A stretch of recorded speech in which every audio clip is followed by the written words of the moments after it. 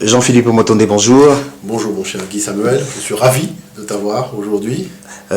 Comment vas-tu?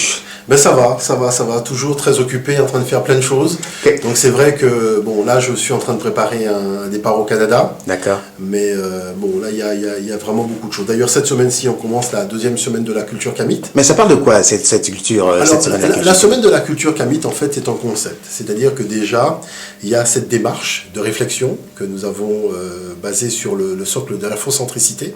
C'est-à-dire la possibilité que nous avons véritablement de nous penser en tant qu'Africains. Ça, c'est vraiment important.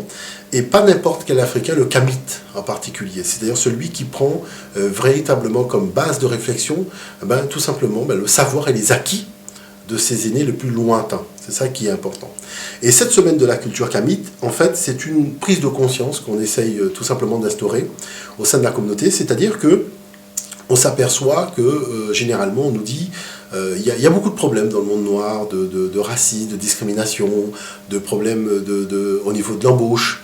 Donc vous voyez, il y a toute une série de choses. Et en fait, on s'aperçoit que tout cela ne tient qu'à une seule chose, c'est que tout simplement, au lieu de bâtir notre propre projet civilisationnel, nous faisons du stop sur le projet civilisationnel des autres. Le fameux projet civilisationnel. Voilà. Donc ça veut dire que quoi? Ça veut dire que si l'Africain a été le premier humain moderne de l'histoire de l'humanité, c'est qu'il a été le premier à bâtir son projet civilisationnel. Voyez?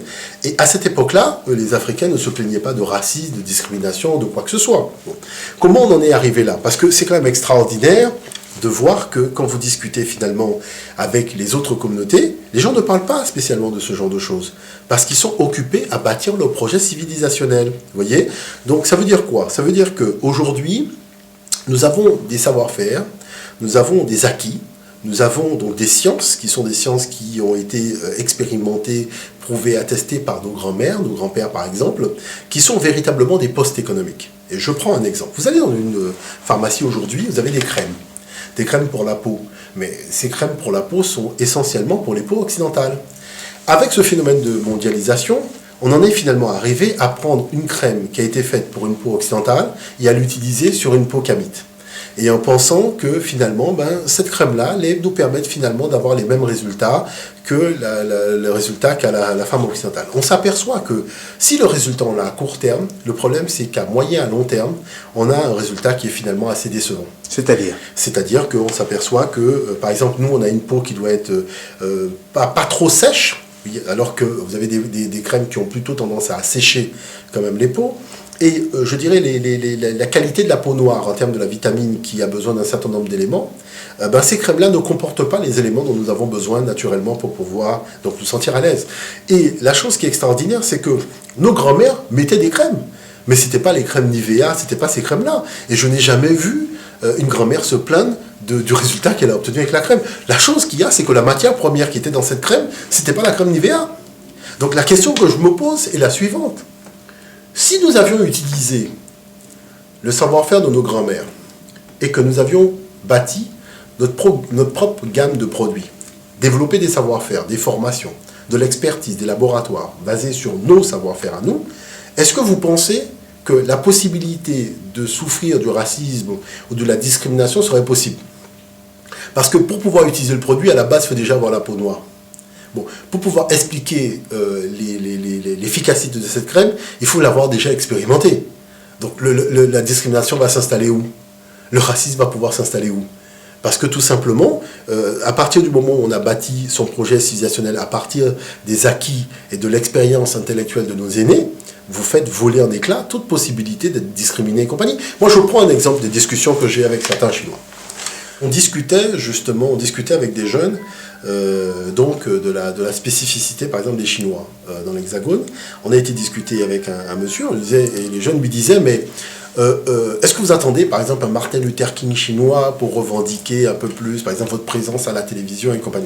Et le monsieur, il dit, vous savez, la télévision, c'est un média quand même relativement intéressant, mais si je vais à la télévision, c'est quand même pour parler chinois, et pour pouvoir montrer la beauté et la richesse de la culture chinoise. Or, le problème, c'est que si nous faisons des démarches pour aller travailler sur TF1, on va se retrouver en train de parler de la Dordogne ou de la Bourgogne, en parlant français. Quel est l'intérêt pour nous? Parce que mon enfant, qui est gamin, qui a vécu, donc qui est né à Paris, moi j'ai envie de lui montrer la Chine.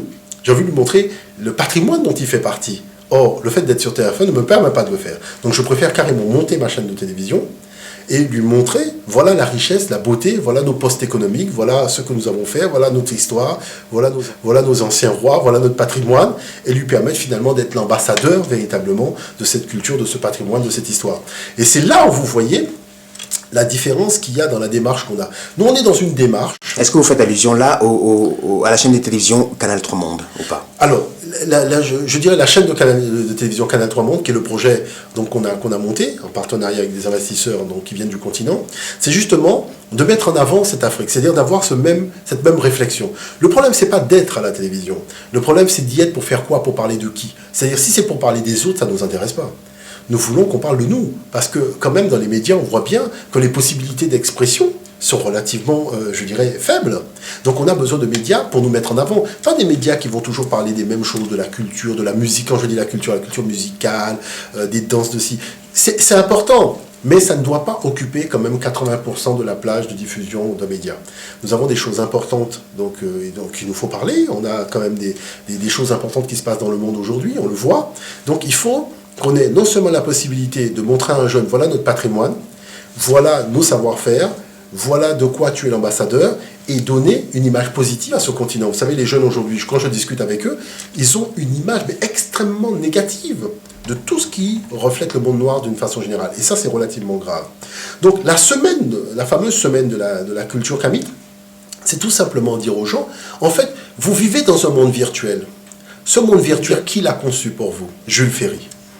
Jules Ferry a conçu un monde virtuel pour les Kamites. Et le fait d'évoluer dans ce monde-là, effectivement, vous avez le racisme, la discrimination. C'est normal, puisque ça a été prévu à l'avance. L'aliénation culturelle, tous ces mondes-là n'existent que lorsqu'on vit dans l'univers qui a été conçu par Jules Ferry.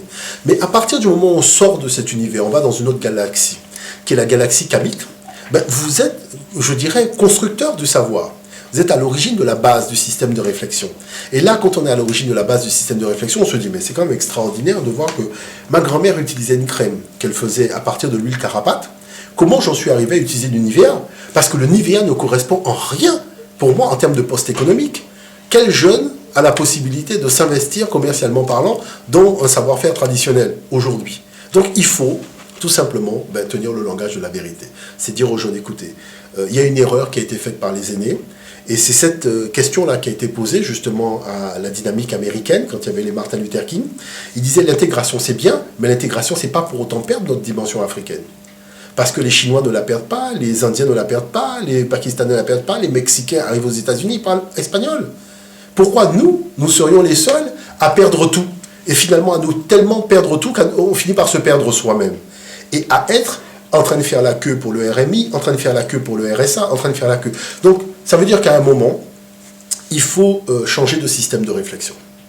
Et pour changer de système de réflexion, il faut montrer que non seulement le matériau existe, donc c'est le cadre de la semaine de la culture kamite, mais que le potentiel est là. Et qu'il suffit simplement de prendre conscience de nous-mêmes et on sortira, je dirais, des problèmes. Et ces fameux problèmes, c'est un peu cet équivalent du Noun dont parlaient nos ancêtres. Alors, concrètement, c'est quoi? La première journée, donc qui est celle du lundi 14, est sur l'esthétique kamite. C'est une journée qui est animée par Christelle Kedi, qui est une spécialiste de la question. Quelle est ma démarche, finalement, dans cet objectif donc, de l'organisation de cette soirée? C'est de dire que quand on parle de beauté, il y a une beauté chinoise, il y a une beauté sud-américaine, il y a une beauté occidentale, mais il y a aussi une beauté africaine. La beauté africaine, elle est spécifique. Mais on ne peut pas prendre un élément de la beauté chinoise pour la calquer sur la beauté africaine. On ne peut pas prendre un élément de la beauté occidentale pour la calquer sur la beauté occidentale. Et puis, il ne faut pas oublier que la beauté est une invention de l'Afrique. Les premières femmes maquillées, les premières femmes, je dirais, coiffées et compagnie dans l'histoire de l'humanité, vous verrez, ce sont les femmes africaines qu'on trouve dans les tombeaux des pharaons, ce sont les Hatshepsut, ce sont les reines Candace, ce sont ces gens-là. Ce sont les filles de Danaos qui ont transmis ce qu'on appelle la beauté aux femmes grecques. Et ça, même quand L'Oréal fait l'histoire de la beauté dans l'histoire de l'humanité, ils sont obligés d'avouer que tout a commencé en Afrique. Donc, comment ça se fait que tout a commencé en Afrique et nous en sommes arrivés au point d'oublier complètement ce patrimoine-là pour prendre le patrimoine des autres? Donc, il faut aussi faire une espèce de mea culpa, c'est-à-dire prendre acte de notre irresponsabilité vis-à-vis de l'histoire, parce que vous n'avez pas d'histoire, vous n'avez pas de culture, vous n'avez pas d'économie. Et vous n'avez pas d'avenir. Et vous n'avez pas d'avenir. Vous avez une histoire vous avez une culture, vous avez une économie. Parce que les gens disent, mais à quoi ça sert d'étudier l'histoire? Mais à quoi ça sert d'étudier l'histoire? Pour que la culture ne devienne pas un folklore. Parce qu'un folklore ne crée pas une économie. C'est une culture qui crée une économie. Il n'y a aucun peuple qui est devenu puissant commercialement parlant en ayant fait quelque chose qui l'a sorti de sa culture. Les Américains ne savent pas faire la cuisine. Ils ont fait McDonald's. C'est un sandwich, un truc comme à l'époque des cow-boys. Les gars faisaient 2 bouts de pain, un bout de viande à peine cuit entre les deux. Ils mangeaient ça. Vous voyez, donc d'ailleurs, moi, je ne recommande pas la cuisine américaine aux gens. Parce que j'ai déjà vu, ces gens ne savent pas faire la cuisine. Mais ça ne les a pas empêchés que, sur le plan de la cuisine, ils sont devenus leaders mondiaux. Vous avez par exemple les Asiatiques qui maîtrisent la cuisine, leur cuisine à eux en tout cas. Donc ils ont fait une cuisine donc, qui est quand même assez diversifiée et ils en ont fait un poste économique. Mais la cuisine chinoise n'est pas le McDonald's. Vous êtes dans 2 univers différents, mais comme chacun a cru en sa culture, il en a fait un poste économique. Et du coup, tout le monde travaille. C'est-à-dire, peu importe là où le chinois est implanté dans le monde, peu importe là où, je dirais, cet esprit américain est implanté dans le monde, ces gens ont la possibilité de se réaliser. Vous voyez? Donc c'est là où je veux en venir. Je veux en venir que la solution à tout ça, c'est le fait de reconnaître que nous sommes des Africains. C'est-à-dire, quand nous allons cesser de chercher à imiter l'autre, de chercher à chercher en l'autre la modernité, mais que nous allons chercher en nous-mêmes cette modernité, nous allons nous rendre compte que cette modernité, nous l'avons toujours eue en nous-mêmes. Et qu'il ne faut pas aller la chercher à l'extérieur. Parce que la chercher à l'extérieur nous fera qu'on n'aura jamais, je dirais, de leadership économique. Et ça, il faut quand même le savoir. La deuxième semaine, qui est donc une semaine qui est, elle, consacrée, je dirais, à la dynamique des cheveux crépus, je l'ai intitulée « Nos cheveux crépus sont merveilleux ». Pourquoi nos cheveux crépus sont merveilleux? Parce que voilà une chance extraordinaire que nous avons, c'est d'être les seuls à avoir des cheveux crépus. C'est-à-dire que la gamme de produits que nous avons la possibilité de créer ne peut aller que pour nous. Mais pourquoi? Je dirais ceux qui représentent le plus puissant poste économique, nous le nions au point tel que on finit finalement par cacher ses cheveux avec des cheveux asiatiques ou des cheveux en plastique. Qu'est-ce qui se passe en fait dans le fond? Les Européens qui ont des cheveux lisses ont fait de leurs cheveux véritablement un poste économique. Ils ont des produits de beauté, ils ont des salons de beauté, ils ont des designers de cheveux, ils ont toutes sortes de choses. Vous voyez? Et ce sont les seuls à avoir ces cheveux lisses.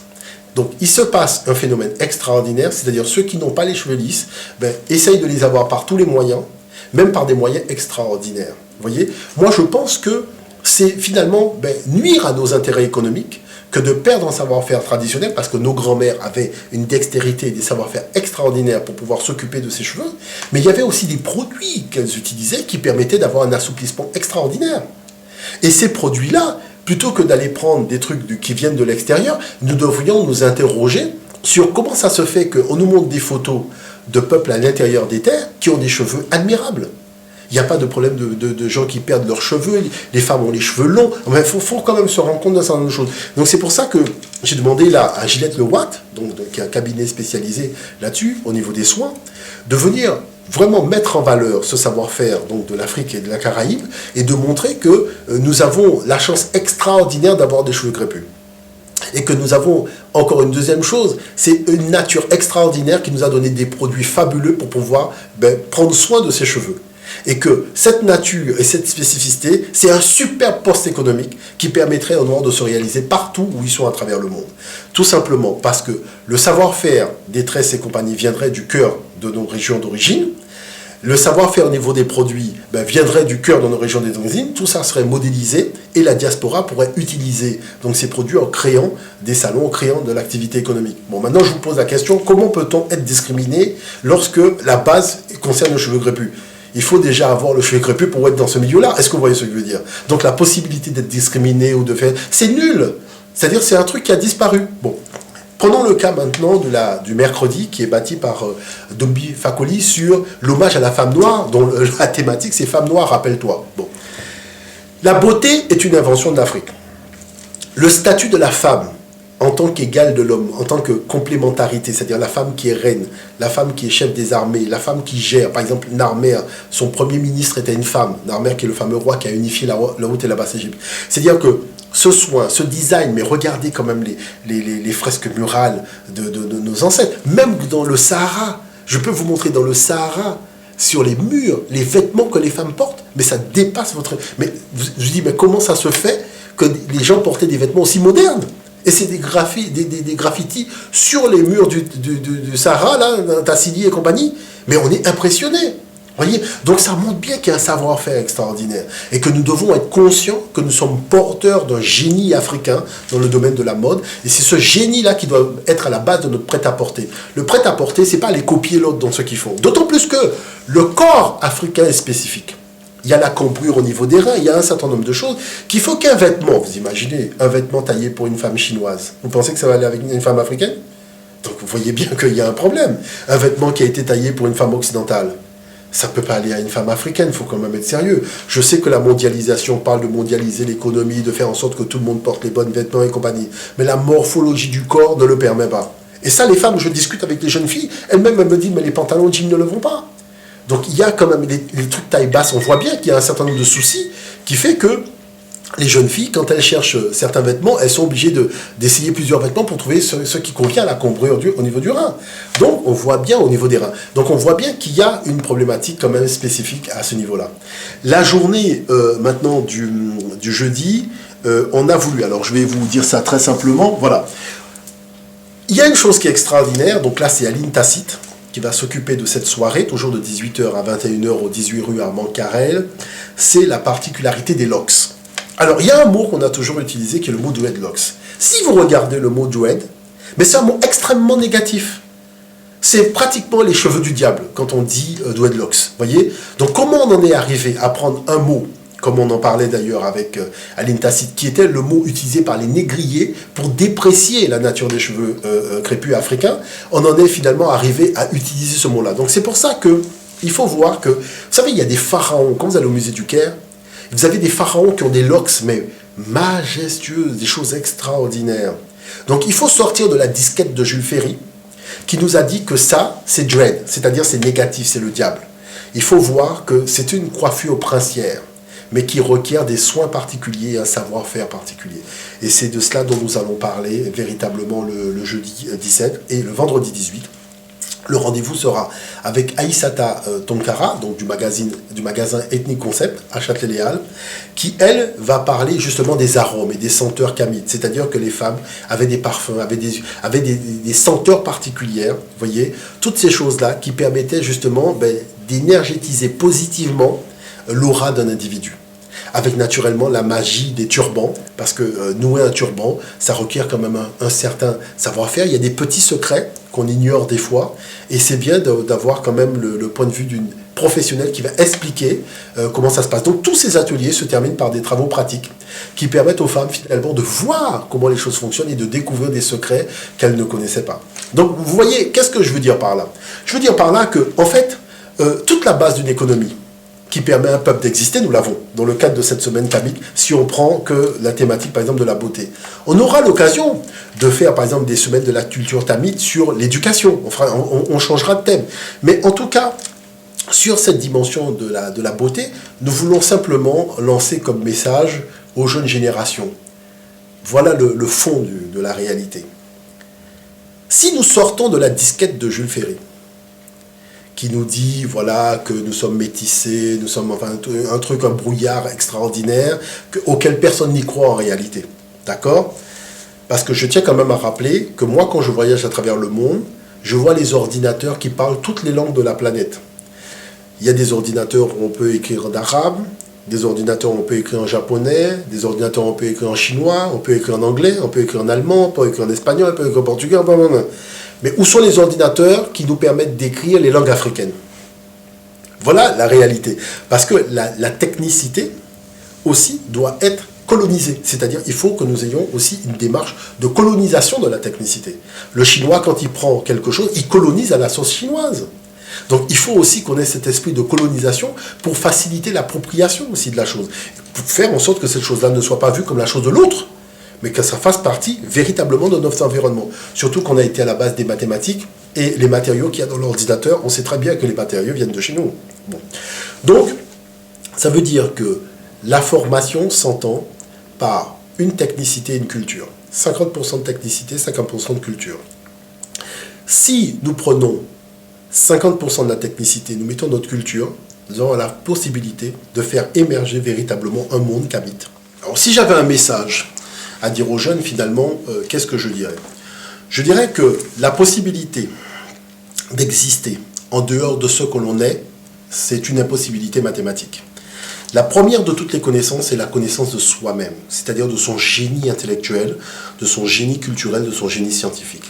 C'est à partir de là qu'on a les piliers, véritablement, de son essor économique. Moi, je prends un exemple simple. Un jeune Chinois qui va étudier à Oxford, il sait qu'il y a 50% de technicité, 50% de culture. Donc, quand il arrive en Chine, après avoir étudié, il va prendre des 50% de technicité qui va acclimater avec 50% de culture chinoise. C'est-à-dire que les documents vont être traduits en chinois, il va s'habiller en chinois, il va prier un dieu chinois, et véritablement, il va acclimater, c'est-à-dire coloniser les connaissances qu'il a acquises à Oxford, de manière à faire avancer le projet civilisationnel chinois. Un jeune arabe qui a étudié à Oxford va avoir la même démarche. Quand il a quitté Oxford, il revient dans son pays Abu Dhabi ou Dubaï, ben, il parlera arabe, il va s'habiller dans les tenues arabes locales, il va véritablement magnifier cette culture, mais il va utiliser la technicité qu'il a acquise pour faire avancer le projet civilisationnel de la région où il est. Qu'est-ce qui se passe avec donc, le jeune noir, malheureusement aujourd'hui? C'est que quand il quitte Oxford, il fait les magasins, il veut acheter les chemises, les pantalons, les chaussures et compagnie. Et quand il revient, il faut montrer à tout le monde qu'il a la chemise d'Oxford, qu'il a la montre d'Oxford et la paire de chaussures d'Oxford.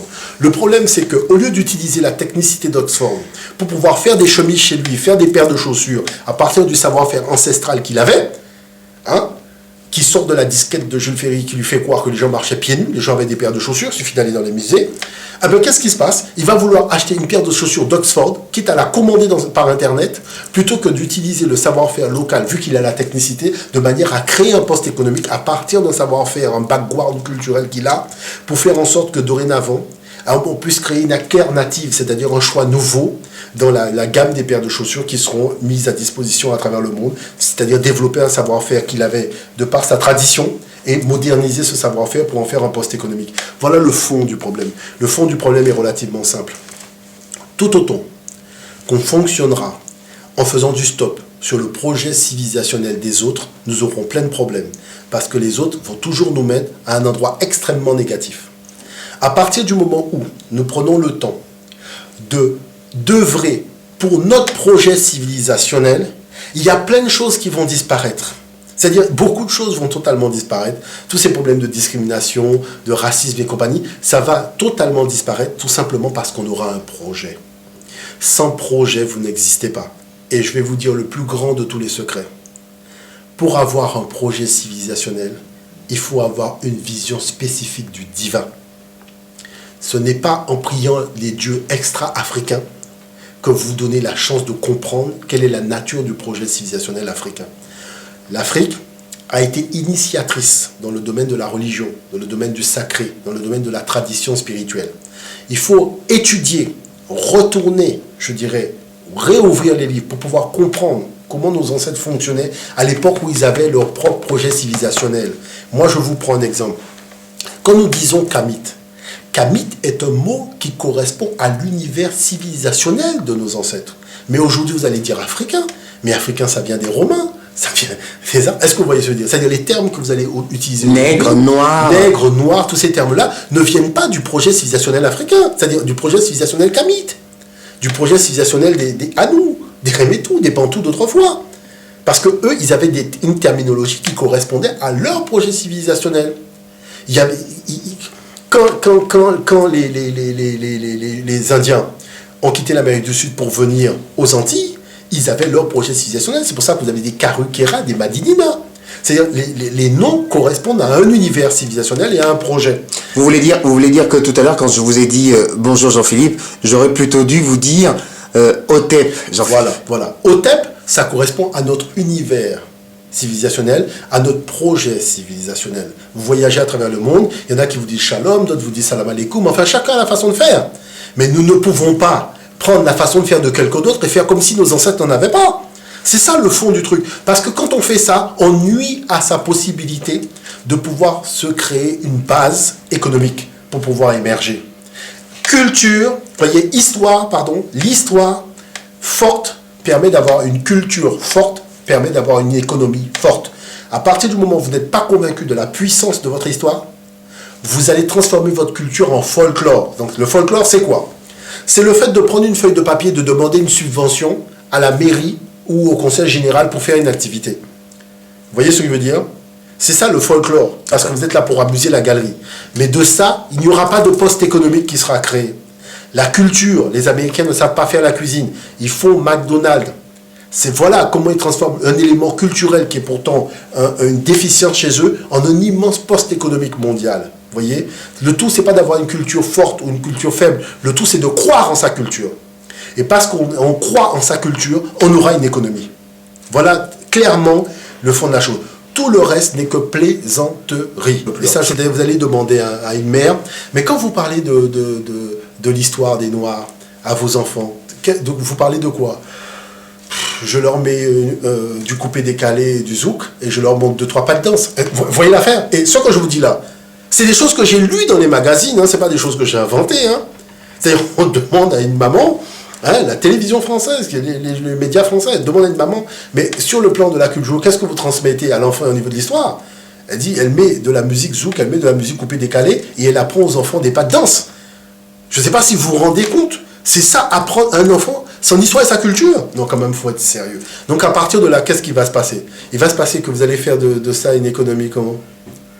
Puisque vous êtes incapable de voir la puissance de la chose et de pouvoir en créer. Moi, je vais vous donner un exemple. On a des danses où très souvent on remue les reins. C'est-à-dire on remue les reins, on remue les ventres, on est toujours en train de remuer. Cette chose-là, quand elle est analysée par la disquette de Jules Ferry, on dit oui, mais de toute façon, les Noirs, ils sont un peu bêtes sauvages, ils sont un peu machin et compagnie. Normal, c'est la disquette de Jules Ferry. Bon. Mais maintenant, quand vous prenez la disquette de nos ancêtres, les ancêtres disent quoi? Les ancêtres disent que la région où la vie naît, c'est au niveau du bas-ventre. C'est la région de la naissance de la vie. Le fait de remuer dans le sens donc de la rotation des planètes et de l'univers, ça fait que on célèbre le lieu de la naissance de la vie. Et c'est une immense célébration du lieu de la naissance de la vie qui fait que les Noirs, quand ils dansent, ils remuent les reins comme ça. Est-ce que vous voyez? Donc vous voyez que vous êtes à deux analyses diamétralement opposées. Donc quand vous avez pris conscience de la portée de la chose, ça vous permet, quand vous faites maintenant des cours, d'enseigner quelque chose qui repose sur une culture, pas sur un folklore. Donc à partir de là, vous prenez conscience que vous êtes garant d'un savoir et d'une tradition qui repose sur une vision spirituelle de quelque chose. Oui. Donc ça veut dire que vous ne pouvez pas laisser à d'autres venir enseigner quelque chose qui repose alors qu'ils ne sont pas issus de cette tradition. Est-ce que vous comprenez ce que je veux dire par là? Donc ça veut dire que, tout simplement, on a des problèmes qui sont des problèmes, ce que je comprends, sociaux et tout ce que vous voulez, mais ces problèmes-là, nous nous déplaçons avec un monde où ces problèmes ne sont qu'artificiels, c'est-à-dire on nous a créé un monde qui en réalité n'existe pas. Quel est le monde qu'on nous a créé? On nous a créé un monde dans lequel les Noirs n'ont rien inventé, dans lequel les Égyptiens n'étaient pas noirs, dans lequel l'Afrique n'a rien apporté à la civilisation. Et on se déplace avec ce monde-là, et on pense que ce monde-là correspond à la réalité. Nous devons enlever ce monde et le remettre aux gens qui nous ont bâti un monde artificiel parce que ce monde n'existe pas. Et nous devons prendre le monde qu'avaient nos ancêtres, avec leur vision qu'ils avaient, qui est un monde beaucoup plus vaste, qui regroupe des disciplines et des domaines que les autres mondes ne peuvent même pas envisager. Comment faire pour avoir accès au projet civilisationnel Kamit? J'ai écrit un livre, qu'est-ce Kamit? C'est tout. Moi je dis, voilà, très simplement, voilà ma contribution. J'ai écrit un livre qui s'appelle Qu'est-ce qu'être Kamit? Où est-ce qu'on le trouve? Aux éditions Ménébuc. C'est tout simplement donner déjà une base de réflexion. Je ne suis pas rentré vraiment dans les détails parce que je sais qu'il faut susciter la réflexion. Après, on aura l'occasion véritablement de rentrer dans le fond. Mais cette base-là, c'est déjà les piliers, les fondamentaux sur lesquels on doit être d'accord. Vous voyez? Et on doit être d'accord sur quoi? On doit être d'accord sur une chose qui est très simple. Tout autant que nous allons utiliser nos énergies spirituelles, nos énergies physiques, nos énergies mentales, l'énergie de notre intelligence, pour pouvoir faire du stop sur le projet civilisationnel des autres, nous n'existerons pas. La seule condition qui fera qu'on existera, c'est lorsque nous allons tout simplement œuvrer pour mettre en marche notre projet civilisationnel. Voilà la clé. Il n'y a pas d'autre solution. C'est la seule solution. Et dans ce projet civilisationnel, moi je vous garantis que c'est la dernière fois qu'on mettra un produit chimique pour faire de la conservation dans un jus. Parce que si j'avais dit à ma grand-mère que pour conserver un jus de fruits, on était capable de mettre du produit chimique E280 ou je sais pas quoi pour mettre dans le jus pour le conserver, ma grand-mère m'aurait giflé. Vous voyez ce que je veux dire? C'est-à-dire que ce n'est pas possible d'envisager de faire une telle chose. Nous avions des méthodes de conservation des jus de fruits qui étaient des méthodes totalement naturelles. Et nous savons le faire jusqu'à aujourd'hui. Donc ça veut dire que ce que va nous présenter Ethnic Concept. Moi je dis que nous avons la possibilité de développer des jus de fruits dans lesquels il n'y a pas de conservateur chimique. Parce que nos grands-mères savaient le faire. Nos grands-mères savaient même conserver de la viande. Des fois même sans réfrigérateur. Je peux vous montrer des images de l'intérieur de l'Afrique où il y avait des boucheries où on conservait la viande sans réfrigérateur. Et la viande ne pourrissait pas. Vous voyez ce que je veux dire? Donc ça veut dire que nous sommes porteurs de tradition et de savoir. Et que les gens qui nous font oublier ça, c'est tout simplement pour nous faire aller acheter des réfrigérateurs. Mais ils nous font acheter un réfrigérateur alors qu'ils ne mettent même pas une centrale pour faire l'électricité. Vous voyez, c'est le business pour le business. Il faut quand même être un peu sérieux. Je dis simplement que la modernité, elle vaut que si elle est bâtie sur nos traditions, c'est tout. Le reste, c'est du colonialisme et de l'aliénation culturelle. Jean-Philippe Omotunde, je vous remercie. Otep, mon très cher, à très bientôt. À très bientôt.